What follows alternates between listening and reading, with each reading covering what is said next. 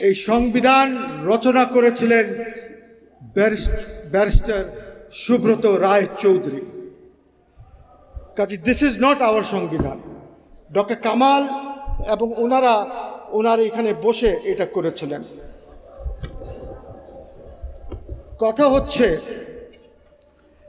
যে সংবিধান রচনা হয়েছিল একটি ব্যক্তিকে সামনে রেখে। সে ব্যক্তি ছিলেন শেখ মুজিবুর রহমান। যেভাবে সংবিধান রচনা করা হয়েছে ৭২-এর, সেখানে কিন্তু আমাদের কোনো অধিকার ছিল না, শুধু ডেরোগেশন। আমার যদি একটি মিটিং করতে হয় তাহলে আইন দ্বারা নিয়ন্ত্রিত হবে। তাহলে কি হলো? কোথায় আমার ফান্ডামেন্টাল রাইটস? প্রত্যেকটা আর্টিকেলে ডেরোগেশনস আছে, অর্থাৎ বলে দেওয়া হচ্ছে যে আইন দ্বারা নিয়ন্ত্রিত হবে। তাহলে আপনি আমাকে যে অধিকার দিলেন, সাংবিধানিক অধিকার, এইগুলি তো আবার আপনি নিচে ফেলে দিলেন। এটা তো বেসিক ল, এটাকে ফেলে দিলেন আইন দ্বারা নিয়ন্ত্রিত বলে।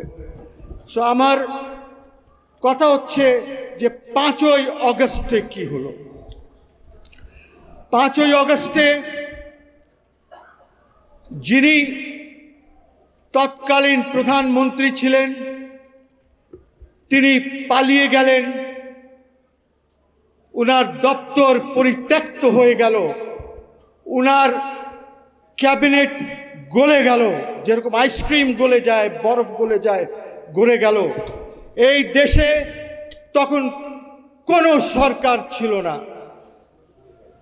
জেনারেল ওয়াকার তখন 2টি দলের সাথে মিটিং করেছেন এবং মিটিং করে সেখানে কি ডিসিশনস হয়েছে আমরা জানি না, এটা ওনারাই জানেন যে 2 দলের সাথে মিটিং করেছেন।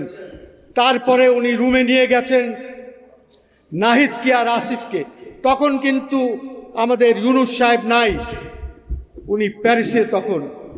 ওদের সাথে কথা বলেছেন। কথা বলার পর কি সিদ্ধান্ত হয়েছে এটা আজ পর্যন্ত কাউকে জানানো হয় নাই। মনে হচ্ছে জনগণ কেউই না, যা করবেন ওনারাই করবেন। তা ওনারা এটাই করেছেন যে সংবিধানটি এই বিপ্লব উড়িয়ে নিয়ে গেল, সংবিধান উড়িয়ে নিয়ে গেল, সেখানে আবার সংস্কার কিসের? সেখানে তো নতুন সংবিধান আনতে হবে, আপনাকে নতুন আঙ্গিকে আনতে হবে, আপনাকে সংবিধানে ব্যালেন্স ক্রিয়েট করতে হবে, ভারসাম্য ক্রিয়েট করতে হবে আপনাকে সংবিধানে। এই সংবিধান যেটা সংস্কারের কথা যারা বলছেন তারা জানেন না যে এই সংবিধানের অধীনে বাকশাল হয়েছিল। এই সংবিধান ছিল যেখানে এই রাষ্ট্র বাংলাদেশ স্বাধীন হয় একটি প্রেসিডেন্সিয়াল রাষ্ট্রপতি শাসিত সরকার হিসাবে।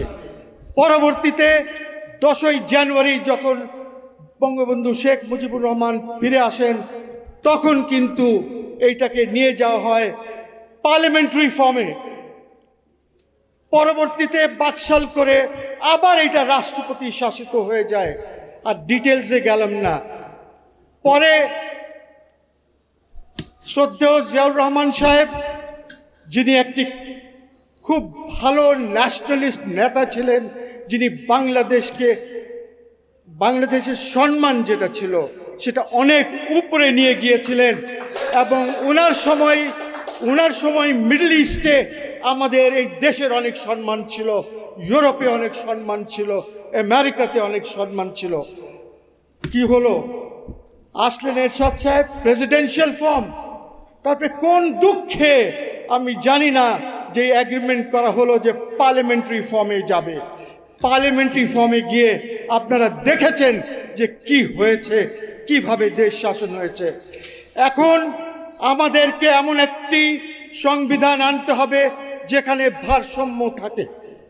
এই সংবিধান নাই। আপনি কি করলেন? রাষ্ট্রের সাথে ফ্রড করছেন। কে করেছে ফ্রড? আমাদেরকে চিহ্নিত করতে হবে। কেন কেন কেন এই সংবিধানের উপরে শপথ দেওয়া হলো? কেন বিপ্লবী সরকার করা হলো না? কেন একটি রেভলিউশনারি ইন্টারিম কনস্টিটিউশন 6-5-6 পাতার করে কেন আপনারা চালাচ্ছেন না? তারপরে বলেন এই ক্যাবিনেটের মন্ত্রী বলে যে রাষ্ট্রপতি মিথ্যা কথা বলছেন। আপনি রাষ্ট্রপতির কাছে শপথ নিয়েছেন, হাউ ক্যান ইউ সে যে রাষ্ট্রপতি মিথ্যা কথা বলছেন?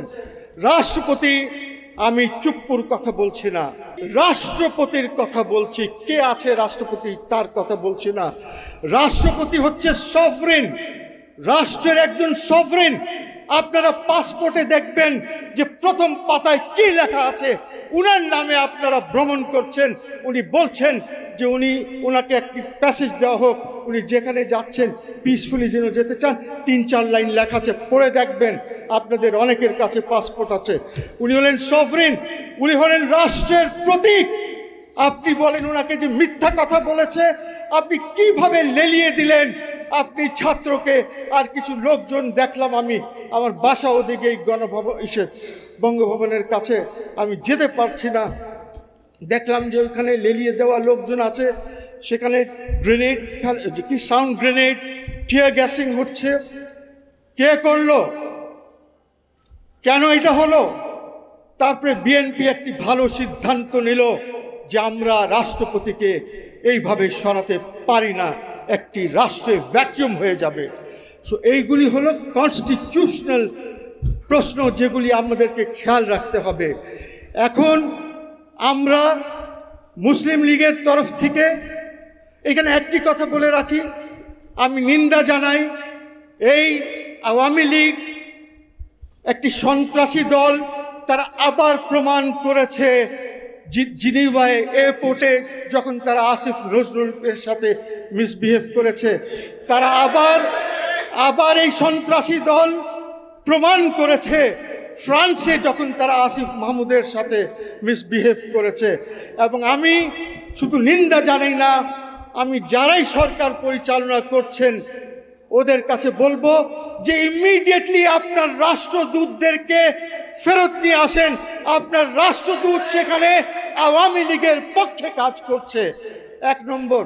2 নম্বর, যিনারা এই সরকার চালাচ্ছেন ওনাদেরকে বলবো যে আপনি সুইজারল্যান্ড আর ফ্রান্সের অ্যাম্বাসেডারদেরকে আপনি ডাকেন ফরেন অফিসে এবং ডিমার্শ করেন। তাদেরকে ডিমার্শ করা একান্ত প্রয়োজন, এইটা আমি মনে করি এই মুহূর্তে। কেন?